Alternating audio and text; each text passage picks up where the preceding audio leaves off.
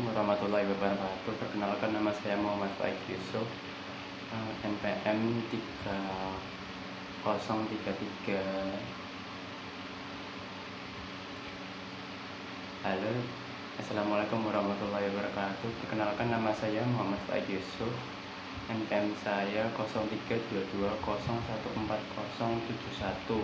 Di sini saya akan membahas tentang peran diatom dalam budidaya aquaculture, dan langsung ke pembahasan, yaitu diatom Bacillus coreochae merupakan alga mikroskopis yang digunakan dalam studi penilaian kondisi kualitas lingkungan perairan karena jumlah dan jenis besar, melimpah, dan banyak ekosistem perairan, dan dapat hidup di berbagai macam habitat.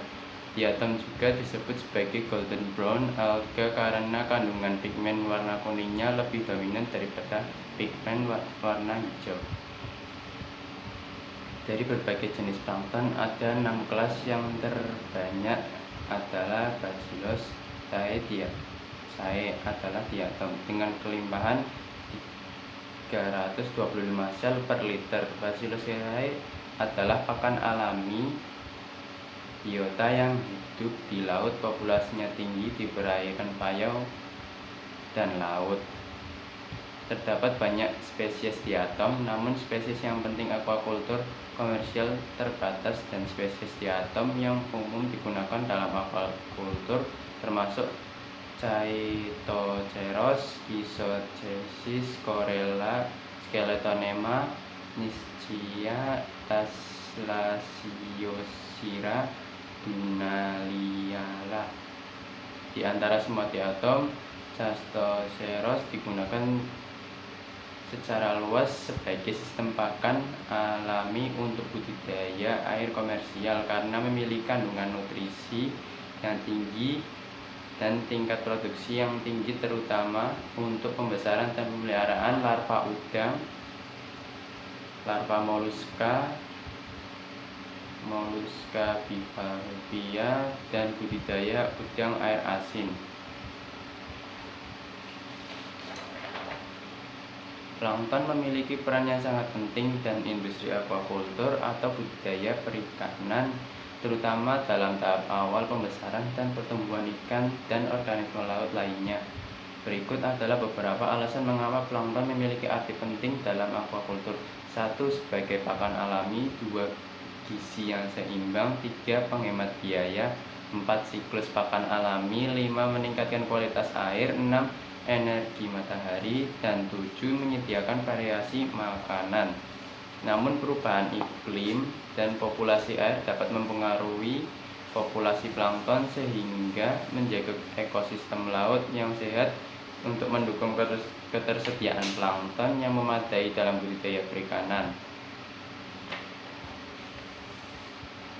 Ada beberapa jenis plankton yang umum dianggap baik dan digunakan untuk dalam aquaculture karena memiliki ukuran dan komposisi nutrisi yang cocok untuk berbagai tahap pertumbuhan organisme aquaculture.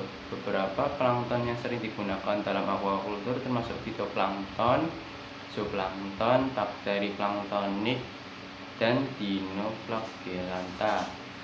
Pemilihan jenis plankton yang tepat tergantung pada spesies yang dibudidayakan, tahap pertumbuhan, dan preferensi pakan. Selain itu, pemantau pengelolaan populasi plankton adalah penting untuk memastikan kesediaan makanan yang memadai bagi organisme aquaculture.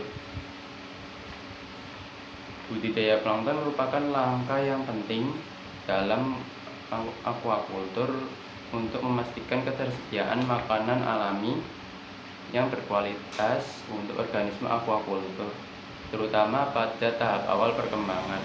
Berikut adalah langkah-langkah umum dalam budidaya plankton untuk aquaculture. 1. Pemilihan spesies plankton. 2. Pemilihan wadah budidaya. 3. Sumber cahaya. 4. Menyediakan nutrisi. 5. Pemeliharaan populasi plankton. 6. Perlindungan dari kontaminasi. 7. Pemanenan dan pemberian pakan. Budidaya plankton memerlukan pemantauan yang cermat dan perawatan yang baik untuk memastikan kualitas dan kesediaan makanan yang sesuai bagi organisme aquaculture. Ini juga memainkan peran penting dalam menciptakan ekosistem aquaculture yang seimbang dan berkelanjutan. Budidaya plankton meskipun penting dalam aquaculture dapat memiliki sejumlah kesulitan dan tantangan.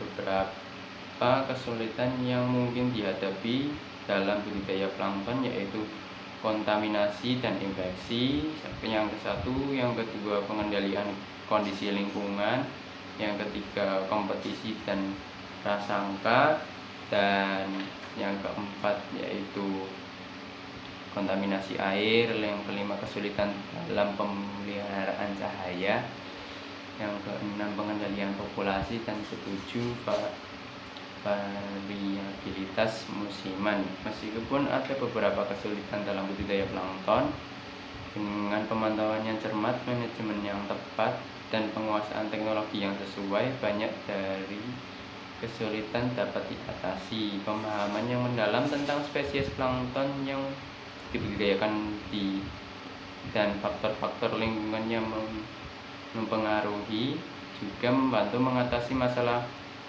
yang mungkin timbul dalam budidaya plankton. Ya, itu lanjut yang terakhir, yaitu kesimpulannya dari pembahasan ini adalah: satu, guna meningkatkan keanekaragaman pangan terutama protein hewani perlu dilakukan budidaya peran baik di lingkungan air tawar maupun air asin. Dua, dalam budidaya aquaculture perlu disiapkan pakan alami yang lebih ramah lingkungan tetapi menjaga hasil yang maksimal. Tiga, biota merupakan sumber pakan alami yang melimpah di lingkungan dengan menyediakan kondisi habitat yang sesuai. Yang keempat, penambahan nutrisi buatan pada budidaya aquaculture dapat menyebabkan terjadinya pertumbuhan alga yang tidak terkendali sehingga merugikan usaha budidaya yang utama. Sekian dari saya, Muhammad Faik Yusuf. Wassalamualaikum warahmatullahi wabarakatuh.